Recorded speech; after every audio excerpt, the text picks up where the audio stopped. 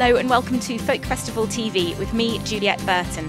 This is the last of 4 daily videocasts from the cooperative Cambridge Folk Festival, organised by the Cambridge City Council. In our previous 3 episodes, we've chatted to some big names and rising stars of the folk world. Today it's Sunday, we're going to have more interviews with some great names. And also, it's Hat Day.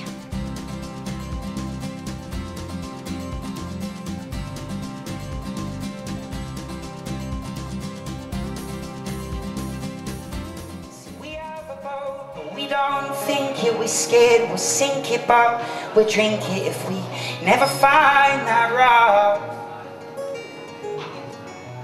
So I will stay awake and I'll watch the fire burning and keep the hungry wolves. He was busking earlier on at the festival, and the den was heaving just now with people trying to watch the hauntingly beautiful songs and often hilarious tunes of Mike Rosenberg, aka Passenger. Hello, Mike. Hello, how are you? Which I'm very well. It's a lovely day here, so I think that it's wonderful. How are you? I'm good. I'm pretty sweaty and I probably look dreadful. But otherwise, I'm totally fine. I've had a lovely time. You look appropriately dishevelled for a festival. Cool. So you have just played the den, and but you've busked earlier, and I think we saw you busking earlier. You busk. That's pretty much what you do. You don't really tour. You busk. So can you tell us a bit about? You've busked across Australia, America, the UK. Just tell us about it. Well, it started about 3 years ago, and Passenger was a band firstly, and then it, for various reasons, kind of we all went our different ways. And I wrote a load of acoustic songs and I recorded them very cheaply and quickly, and kind of didn't know what to do with myself, and I started busking, and it went really well. So I went to another town and I tried it there, and it went well, and so I just carried on for a couple of months. And I came to the end of it, I was like, I just want to carry on, but it's getting colder in England, so I went to Australia and did it there. Fools said you do not know. Silence like a cancer grows. Well, hear my words and I might teach you. There were so many people there at the den. How did you find the crowd? Wonderful. It's ridiculous. Folk festivals are just the most respectful, listening crowds, and for a singer-songwriter, you just can't ask for more. You know, the amount of pubs that you play where people just don't care, and you know, it's fine. You know, it's Friday night, they're having a drink and a chat, but it's kind of heartbreaking for whoever's playing. So to play in a room like that, it's just kind of what you dream of, really, yeah.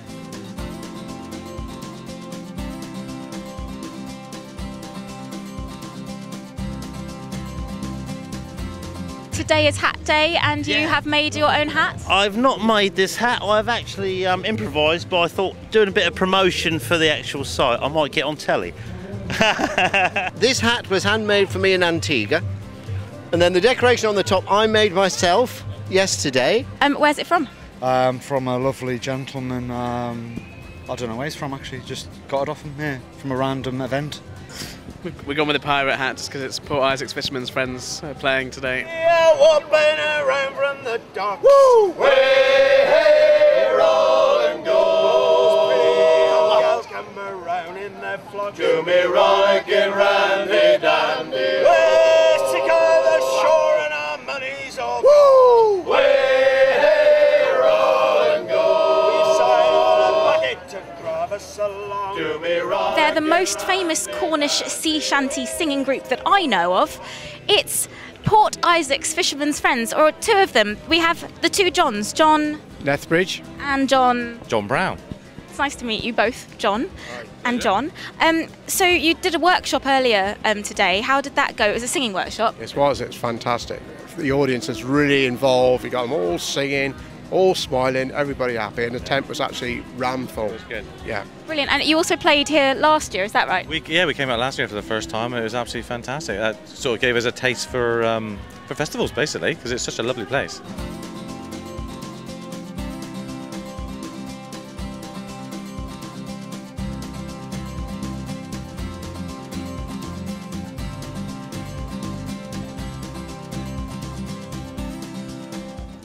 They're the main sponsors for the Folk Festival. It's the Cooperative, and here from the Cooperative we have Paul Cranfield. Hello, Paul. Hello there, hi.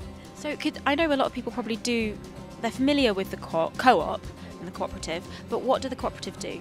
Well, we're retailers across a whole range of businesses. We've got food stores, pharmacies, travel agencies. We've also got funeral cares, and we've got online services, Co-op Electrical, there's Co-op Bankers, all sorts. So across a whole range of retail businesses. And why do the Co-op sponsor? They're the main sponsors. Why do they sponsor the Folk Festival? Well, we've been involved with the Folk Festival for 7 years now, and it's for the last 3 years we've been the main sponsors.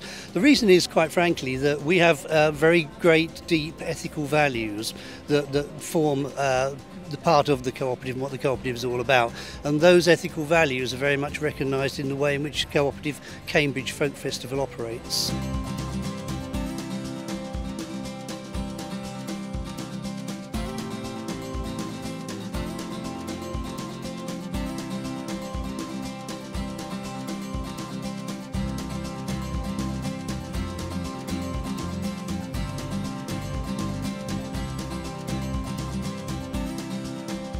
So your name is Rachel, yeah? Yes, Rachel. And you are currently teaching some workshops here at the circus bit? Part of the Phoenix project, which teach workshops and give the kids a chance to pick up a bit of equipment and just go crazy for the weekend, basically. Some circus skills, run away to the circus. And you were saying that you learnt how to do all this here at the festival? Indeed, yes. I've been coming to the festival ever since I was young, and basically since 2000 I just went crazy for Diablo. I mean, I learned it all here with Richard and some of the guys, picked up the equipment and just couldn't put it down, and that's where it's all started, and that's where I am today.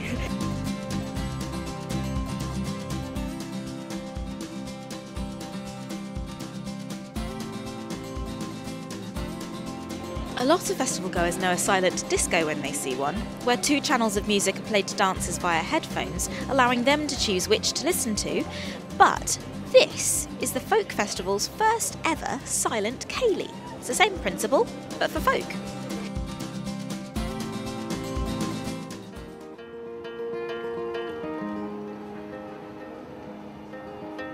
Well, the first time that I saw her, standing in the middle of the road,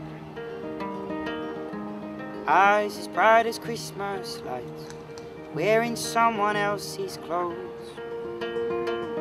Did my best to ignore her, but ignoring my best pretty soon. We spent the night all tango tight in an armchair in my friend's front room. I said, darling, you know I can't stay, 'cause I've given my heart and my word to a girl far away. I spoke soft, pretended to cough, like I didn't care either way. Never knew I could get my heart broken in less than a day.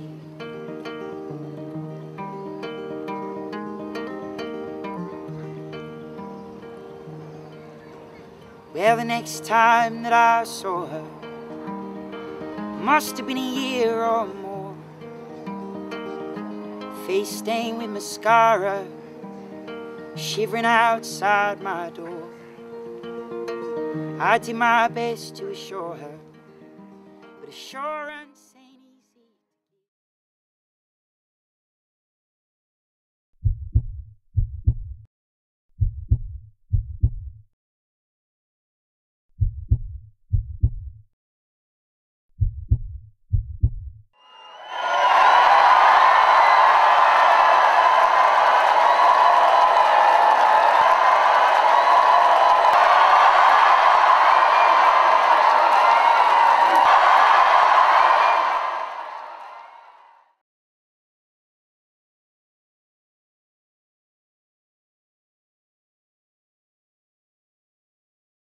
Mike, do you know that it's Hat Day here at the festival? Didn't know that. Didn't know. Sunday is Hat Day. Are you disappointed you haven't brought a hat?